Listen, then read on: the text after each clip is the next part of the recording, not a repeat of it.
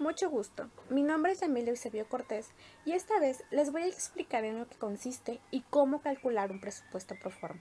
Principalmente, un presupuesto pro forma consiste y sirve para saber cuánto vas a gastar del dinero disponible en tu empresa durante un periodo determinado. Es decir, vamos a saber cuánto nos alcanza o en cuánto excedemos o cuánto nos sobra de dinero para alguna inversión, para invertir en tu empresa, cualquier punto que tú quieras realizar.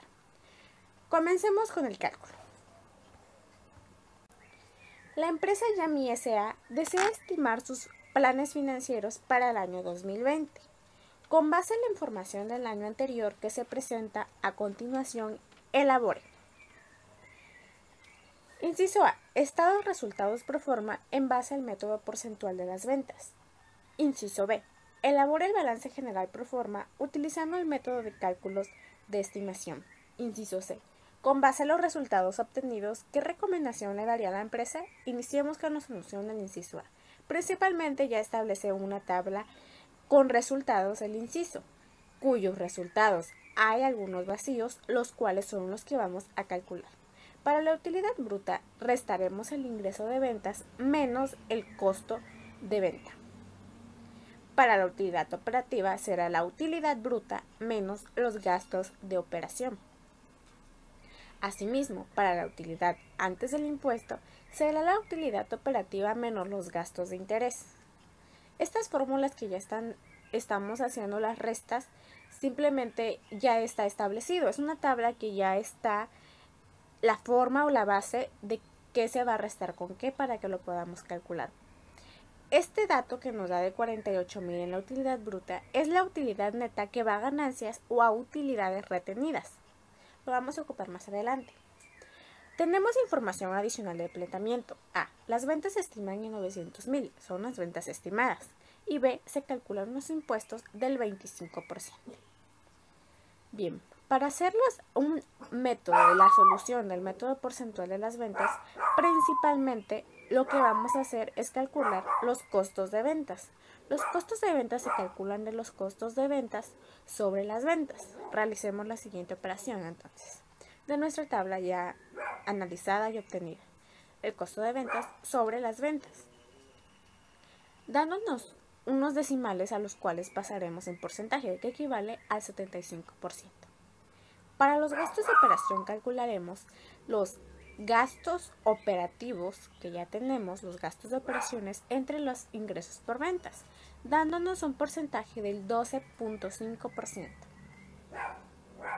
Para los gastos de interés serán los gastos por interés sobre los ingresos por ventas o por las ventas, dándonos un porcentaje del 2.5%. Bien.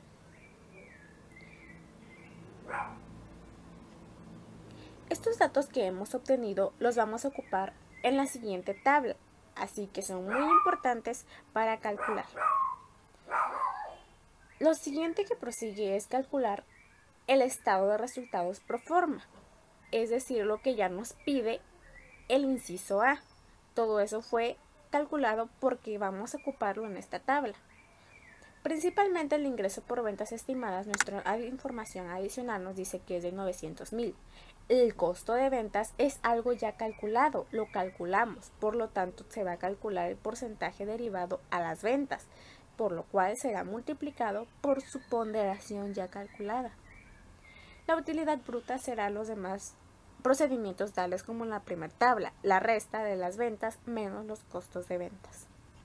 Para el gasto de operaciones procederemos a hacer lo mismo que hicimos con los costos de venta. Calculamos su ponderación, por lo tanto, será multiplicado por las mismas ventas estimadas.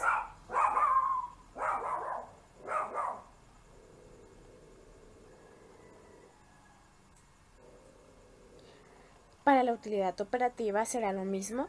Restaremos lo que es la utilidad bruta, bien, menos los gastos de operaciones.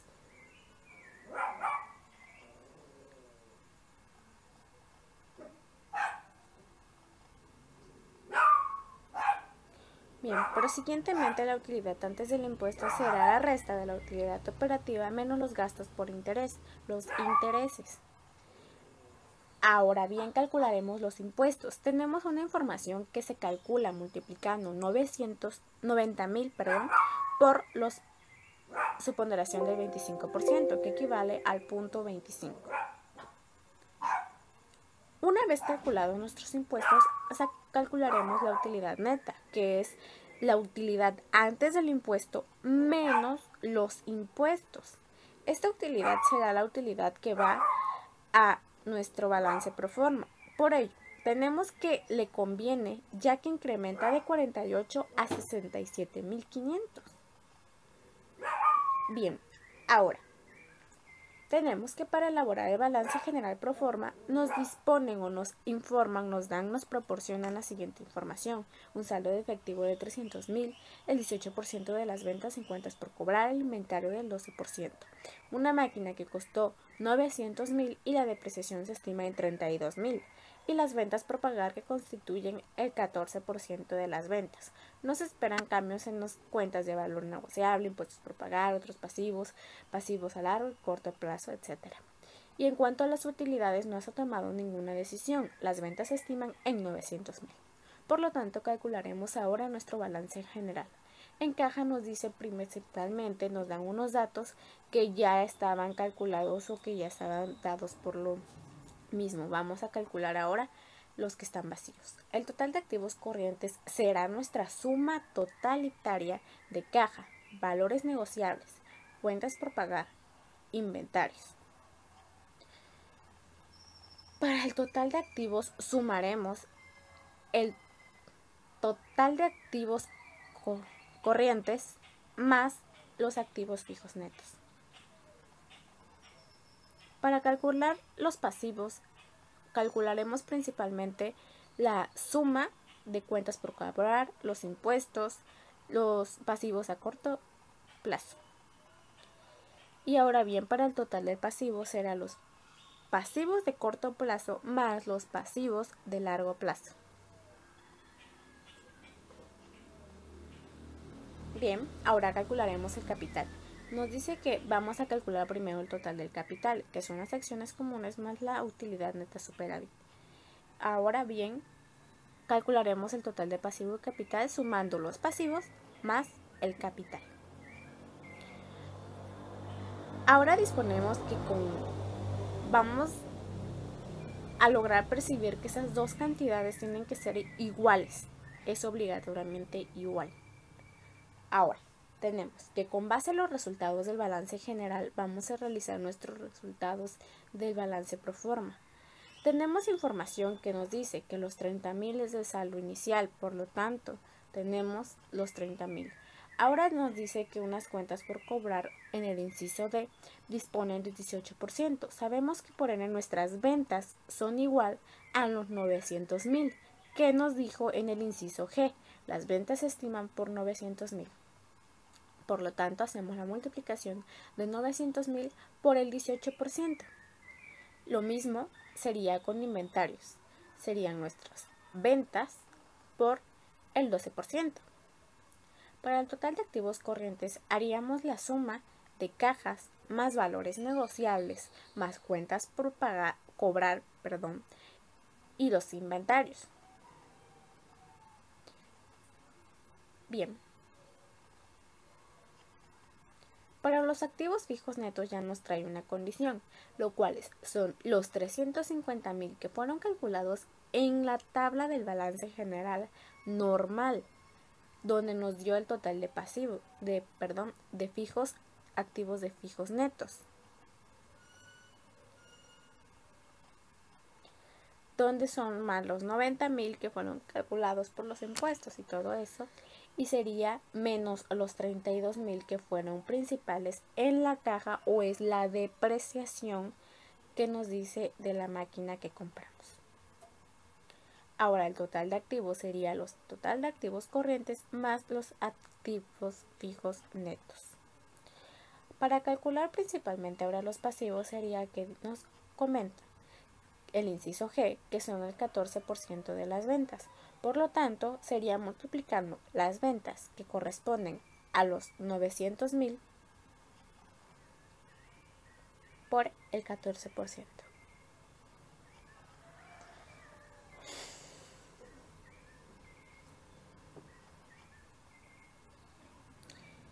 Bien, por consiguiente, hacemos la sumatoria. Ahora bien, el total de pasivos sabemos ahora que ya como en el cálculo anterior es el pasivos de corto plazo más los de largo plazo. Calcularemos ahora el capital. Tenemos una utilidad neta superávit. ¿Cuál es?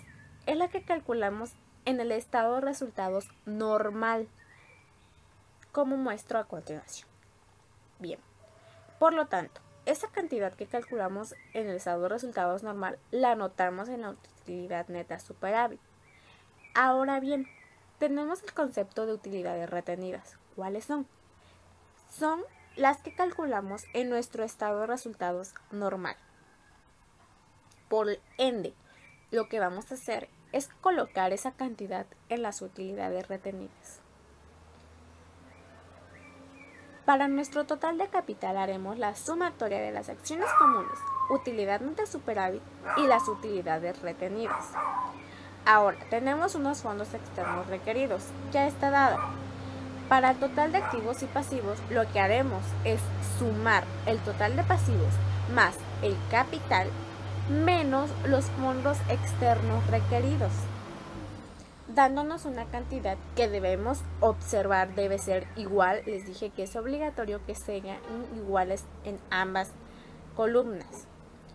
Aplicando la ecuación contable activos igual a pasivo más capital, haremos la siguiente situación. Por lo tanto, tenemos el total de activos. El total de activos que tenemos en la primera columna de 726 y ahora en la segunda sumaremos el pasivo más el capital. Solamente los totales. Bien.